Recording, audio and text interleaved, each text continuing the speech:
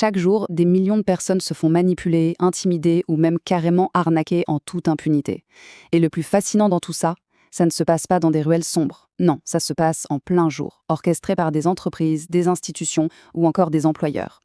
La raison de tout ça est en fait très simple. C'est un manque total de connaissances sur ce que la loi permet réellement. Alors l'objectif de notre décryptage d'aujourd'hui, c'est d'éduquer, de développer nos connaissances et d'informer pour enfin lever le voile sur ces zones d'ombre et révéler ses abus. Bienvenue sur Ce que la loi dit. La chaîne qui révèle les droits que personne ne t'explique vraiment. Si cette thématique vous intéresse, abonnez-vous à la chaîne, laissez-nous un pouce bleu et activez la cloche de notification. Car un homme qui maîtrise la loi est un homme libre dans la société. On peut légitimement se demander combien d'abus se produisent au quotidien uniquement par ignorance. La réalité, elle est assez brutale. Énormément d'actions totalement illégales reposent sur une seule et unique stratégie, l'ignorance des citoyens. C'est purement mathématique en fait. Un individu qui ignore complètement ses protections légales devient tout de suite une cible incroyablement facile à contrôler et à intimider. Le système entier des abus s'appuie sur ce silence. L'équation est implacable. L'ignorance est égale au contrôle. Pour briser cette chaîne, il faut révéler 10 droits fondamentaux. Des droits souvent cachés que tout le monde possède pourtant déjà. Ce sont de véritables leviers pour protéger notre quotidien, faire des économies et bloquer net les abus de certaines entités un peu trop puissantes. Connaître ces règles, ça renverse instantanément la dynamique de pouvoir. Section 1. La protection de la vie privée, défendre l'espace physique et personnel. Alors, il y a ce problème vraiment systémique où certaines autorités s'arrogent le droit d'envahir notre espace personnel, souvent en étant persuadées qu'il n'y aura aucune résistance en face. Et c'est là qu'intervient notre premier droit caché, la réglementation très stricte des fouilles. On a souvent cette croyance absolue qu'on n'a pas le choix face à un contrôle. Pourtant, en France, les palpations et les fouilles physiques exigent des justifications légales absolues et des procédures hyper précises. Face à un contrôle abusif, la loi n'est pas juste une gentille suggestion. Elle prévoit l'annulation complète de la procédure et même des sanctions assez sévères. Une autre violation massive, c'est celle qui touche à notre sphère domestique. C'est notre deuxième droit majeur. Signer un bail de location, ça ne veut absolument pas dire renoncer à sa vie privée. Notre domicile bénéficie d'une protection juridique d'une force inouïe. Un propriétaire ne peut pas débarquer librement dans un logement sans respecter un cadre extrêmement strict. La porte d'entrée, c'est littéralement une frontière légale. La franchir de manière abusive, ça ouvre instantanément la voie à des poursuites judiciaires et à de gros dommages et intérêts. Dans l'espace public, la situation devient une vraie question de curseur, ce qui nous amène à un troisième droit. Filmer dans la rue, oui, ça peut être parfaitement légal, mais attention, c'est une frontière juridique hautement inflammable. L'équilibre se joue perpétuellement entre la liberté d'information d'un côté et le respect absolu de la vie privée de l'autre. En fait, c'est le contexte, l'utilisation des images et la sécurité qui dictent les limites de ce droit. C'est une protection hyper puissante, mais qui exige une compréhension vraiment fine pour bloquer les débordements. Section 2. Abus sur le lieu de travail. Les employeurs ne possèdent pas la vie privée. Le monde du travail, c'est sans doute l'un des espaces où la manipulation est la plus féroce. Il y a souvent cette idée un peu pernicieuse qui laisse penser que franchir les portes du bureau donnerait à l'employeur un droit de regard absolu sur nous. Eh bien, c'est totalement faux. Le Code du travail et le RGPD forment une véritable forteresse autour des salariés. Il faut trouver la balance. D'un côté, on a la sécurité légale de l'entreprise et de l'autre, l'attente potentielle à la vie privée. Lire des emails privés sans justification, imposer une géolocalisation abusive ou installer trop de caméras, ce n'est pas du management. C'est une infraction et c'est lourdement condamné par les tribunaux.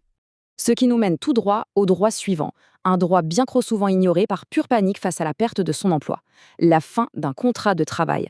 La loi exige impérativement ce qu'on appelle une cause réelle et sérieuse, c'est non négociable. Un licenciement qui serait basé sur l'arbitraire, sur un simple coup de tête, ou qui masquerait de la discrimination ou des représailles, ça n'a aucune valeur légale. La justice peut purement et simplement annuler ces décisions. La loi impose une rationalité implacable face à ce genre d'abus de pouvoir. Et l'impact de ces lois, il ne se compte pas seulement en beaux principes, il se chiffre très concrètement. On parle de millions d'euros. C'est le montant colossal des amendes qui ont déjà été infligées à des géants technologiques ou à des entreprises pour avoir violé les règles de protection des données.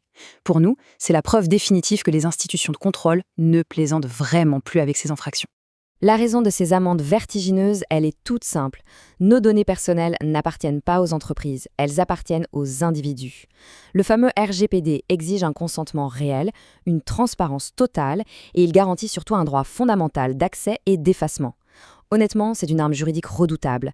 Le problème, c'est que la majorité ignore la posséder, ce qui laisse bien souvent le champ libre à l'exploitation numérique en toute impunité. Mais maintenant, c'est fini, on le sait. Section 3. Piège financier, stopper les frais non autorisés et les contrats abusifs. Les banques, les organismes de crédit, les grandes entreprises, ils parient énormément sur la résignation des consommateurs. Face à l'opacité d'un contrat ou à un relevé bancaire totalement incompréhensible, le système compte tout simplement sur le fait qu'on va abandonner. Pourtant, le Code monétaire et financier est justement conçu pour détruire ces pièges, que ce soit pour des prélèvements frauduleux, des opérations sans aucune autorisation ou des failles de sécurité. Le vrai drame, c'est que face à ces fraudes, la majorité des gens baissent les bras avant même d'avoir exploré leur recours. Cet argent, il est perdu par abandon, pas par fatalité. Cet abandon naît souvent d'un mythe absolu, cette croyance fatale qui nous dit « j'ai signé, donc je suis obligé ». C'est l'une des plus grandes illusions juridiques. Le Code de la consommation est ultra catégorique là-dessus. Toute clause qui crée un déséquilibre significatif entre un professionnel et un client est considérée comme abusive. Un juge peut la déclarer totalement inapplicable, et ça, même s'il y a une signature dûment apposée au bas de la page. Une signature, ce n'est jamais, et sous aucun prétexte, un chèque en blanc pour l'illégalité. Section 4. Le droit de se défendre, repousser le système. Une fois qu'on a bien compris tous ces abus systémiques, il faut savoir s'y opposer concrètement. Face à un interrogatoire ou face à une administration un peu trop opaque, la ligne de défense la plus vitale, c'est souvent la plus ignorée. C'est le droit au silence. C'est littéralement le fondement même du procès équitable et de nos libertés démocratiques. Sous la pression, l'intimidation ou la panique, on a souvent tendance à libérer la parole, mais souvent au détriment de soi-même, ce qui mène tout droit à l'auto-incrimination. Savoir se taire, c'est bien souvent notre bouclier ultime. La clé de voûte de toute cette architecture légale, c'est notre droit universel de contester. Qu'il s'agisse d'une sanction, d'une décision administrative complètement arbitraire, d'une petite erreur de procédure ou d'un prélèvement financier abusif, la loi nous offre un arsenal complet. Il existe des tas de mécanismes pour exiger une annulation ou pour forcer un remboursement. Face à une injustice caractérisée, il faut vraiment se le dire, rien n'est jamais gravé dans le marbre. Mais alors, si ces droits sont si redoutables, pourquoi la machine des abus continue-t-elle de tourner à plein régime ? La réponse tient en 3 petits mots: peur, fatigue et ignorance. Le système se nourrit littéralement de l'épuisement mental. Par contre, dès qu'on prend conscience de l'existence de ces recours, ça modifie instantanément la gravité de la situation. Un citoyen armé de ses connaissances devient un obstacle majeur et surtout beaucoup trop risqué et complexe à manipuler. Section 5. Mettre fin aux abus, le silence et le vrai danger. Pour synthétiser un peu toute notre analyse, l'enjeu est super clair. L'abus de pouvoir, les fraudes, la surveillance excessive, malheureusement, ça existera toujours. Mais le véritable danger, ce n'est pas l'infraction en elle-même, c'est notre inaction. On a des protections légales incroyablement sophistiquées qui ont été forgées pour nous, mais elles demeurent totalement inertes et inutiles si on ne les connaît pas. Apprendre la loi, ce n'est pas du tout de la paranoïa, c'est simplement le refus absolu d'être vulnérable par défaut. Parmi tout ce qu'on a vu aujourd'hui dans ce décryptage, de la protection ultra stricte face aux fouilles jusqu'au refus implacable des clauses abusives, à votre avis, quel droit caché renverse le plus brutalement le rapport de force ? C'est vraiment en cultivant cette connaissance et en refusant systématiquement de céder à la pression qu'on construit une véritable immunité juridique face au système. La loi est une arme redoutable. Et honnêtement, il reste encore de nombreux leviers invisibles à découvrir. Gardez l'œil ouvert. Si cette vidéo t'a appris quelque chose, abonne-toi à Ce que la loi dit. Chaque jour, on révèle les droits, les pièges légaux et les abus que personne ne t'explique vraiment.